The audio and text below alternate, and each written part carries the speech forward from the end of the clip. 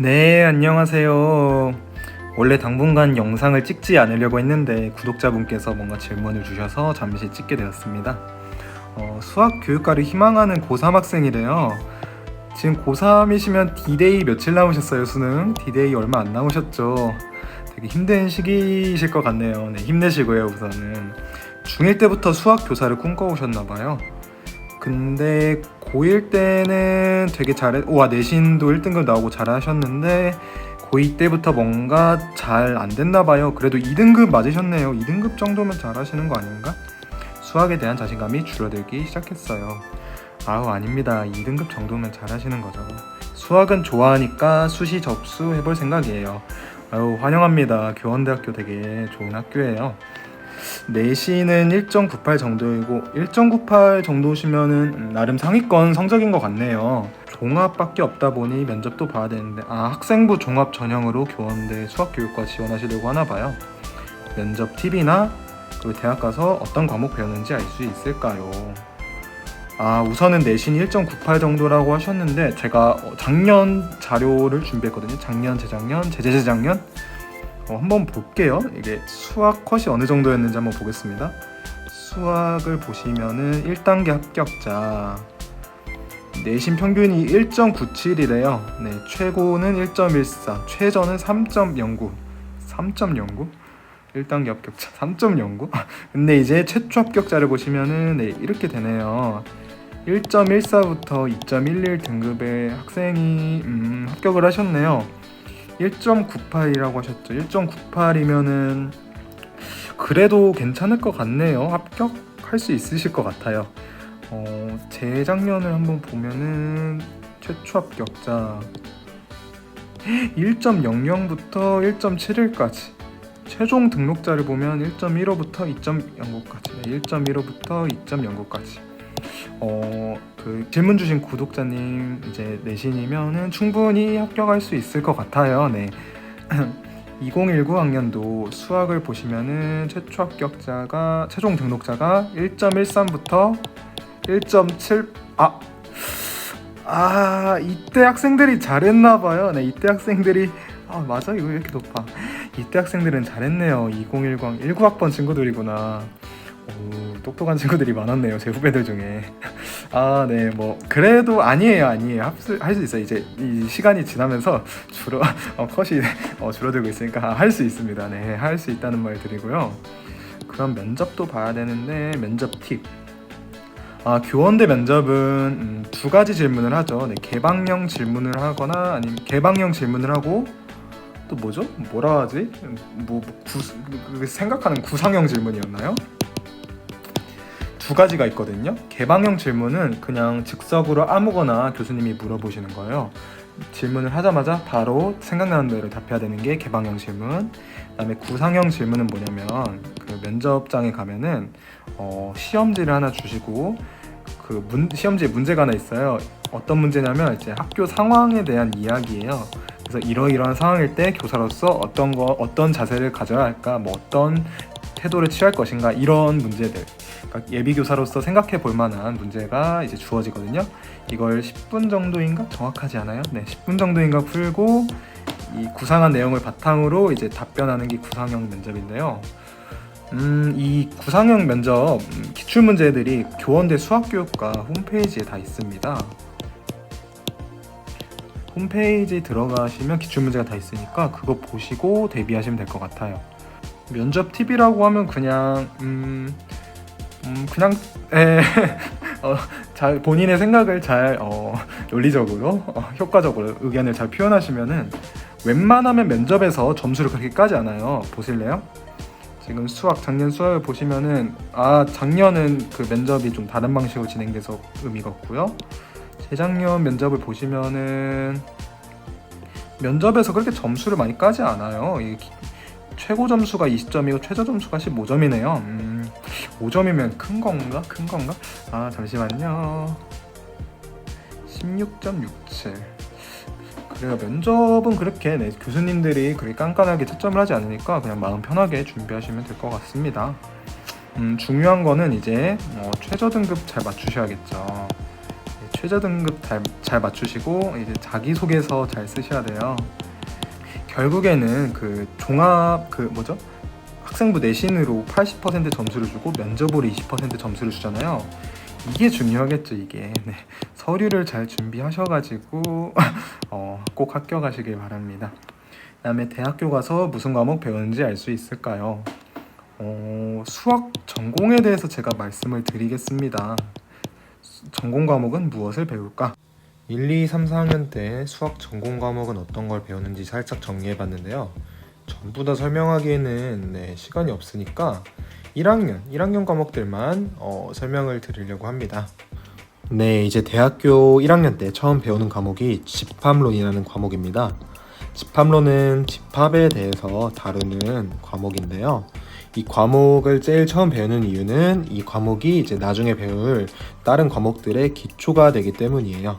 그래서 집합론은 기초 과목이다 라고 생각하시면 되는데 사실 이 집합론은 임용시험에 안 나와요. 그래가지고 제가 어떤 내용이 있었는지 정확하게는 기억이 안 나는데 기억나는 것 중에 몇 가지만 소개를 드릴게요. 대표적으로 이걸 다룹니다. N이 뭐냐면 자연수 집합이에요. 그 다음에 Q가 뭐냐면 유리수 집합이에요. R이 뭐냐면 실수 집합이에요. 대학교에 오시면 이런 새로운 기호들을 많이 배우실 거예요. 되게 혼동스러우실 거예요. 자연수 N을 원소 나열법으로 나타내면 1, 2, 3, 4 이런 거겠죠. 유리수 집합을 원소 나열법으로 나타내면 1도 있고 2분 실수 집합을 원소 나열법으로 나타내면 1도 있고 파이도 있고 루트 3도 있고 막 엄청 많이 있겠죠. 여기서 집합론에서 제시하는 질문은 이거예요. 자연수 집합의 원소 개수가 많을까? 유리수 집합의 원소 개수가 많을까? 사실 이제 둘 다 무한집합이기 때문에 농도라고 표현을 하긴 합니다. 개수 대신에 자연수 집합의 농도가 높을까요? 유리수 집합의 농도가 많을까요? 얼핏 보면 유리수에 있는 모든 원소들은 자연수 집합에 있는 모든 원소들을 다 포함하잖아요. 그래서 얼핏 보면 유리수의 농도가 높다고 말할 수 있지만 사실은 같다예요. 네, 제가 글씨를 잘 못 쓰는데요. 유리수 집합과 자연수 집합의 농도는 같아요. 아니 분명히 유리수가 더 많지 않아요, 원소가? 네, 그렇지 않다는 거예요. 이런 거에 대해서 배울 거고요. 유리수가 많을까요? 실수가 많을까요? 이번에는 실수가 더 많아요. 유리수보다 많다예요. 그래서 알 수 있는 게 무한대도요. 크기 비교를 할 수가 있다는 거예요.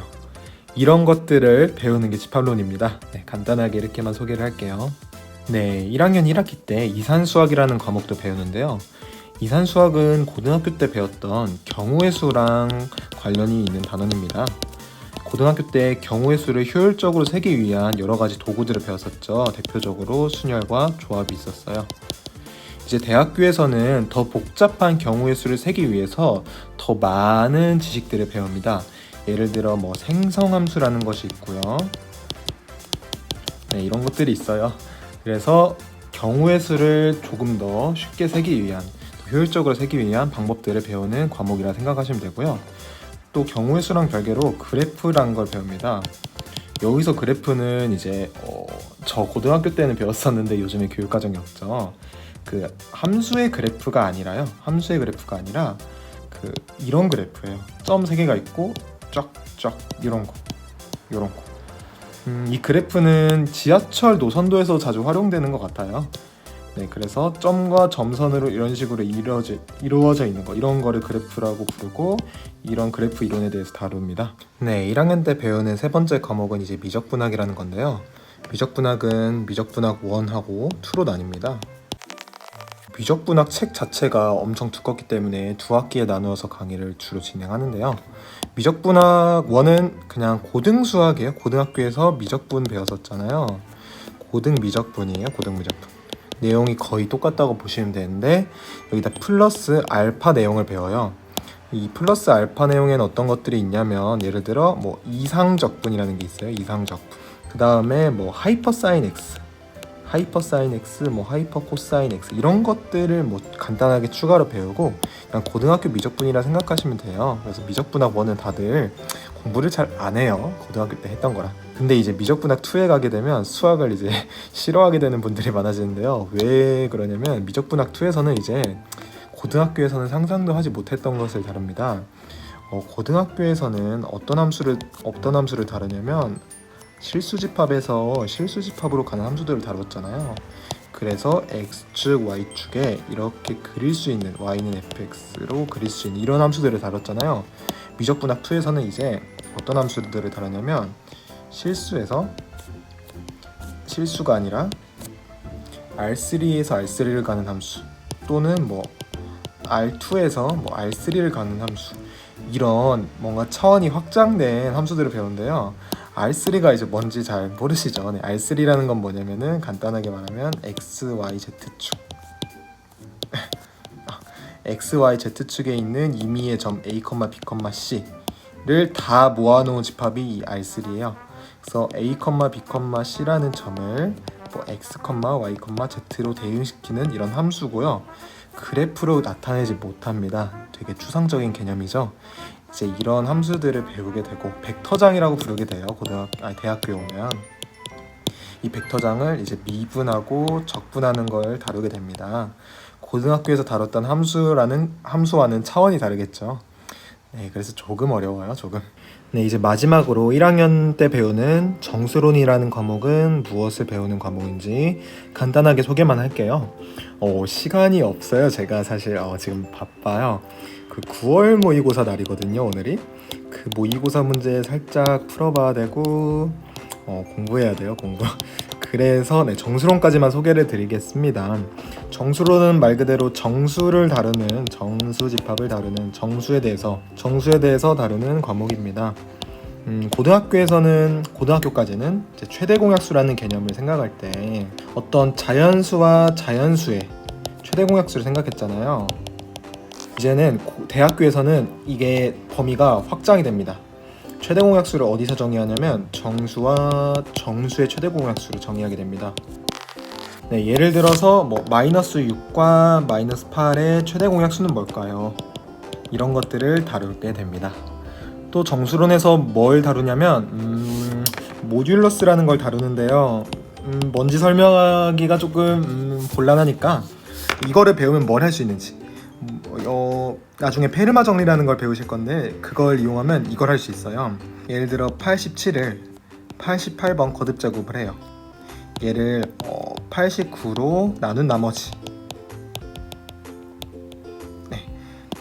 이 숫자를 89로 나눈 나머지가 뭡니까 하면은 정수론을 배우게 되면 바로 1입니다 라고 답을 할 수가 있습니다. 페르마 정리라는 건데요. 페르마의 정리. 페르마의 마지막 정리 말고요. 페르마의 정리라는 건데, 네, 그런 것들을 배워요. 하여간 정수에 대한 어떤 신비로운 성질들을 배우게 됩니다. 그래요. 여기까지 이제 대학교 1학년 때 과목, 그래서 여기까지 대학교 1학년 때 배우는 수학 과목들에 대해서 간단히 소개했고요. 대학마다 사실 과목들이 살짝 다를 수 있지만 보통 이런 식으로 배우긴 합니다. 그랬어요.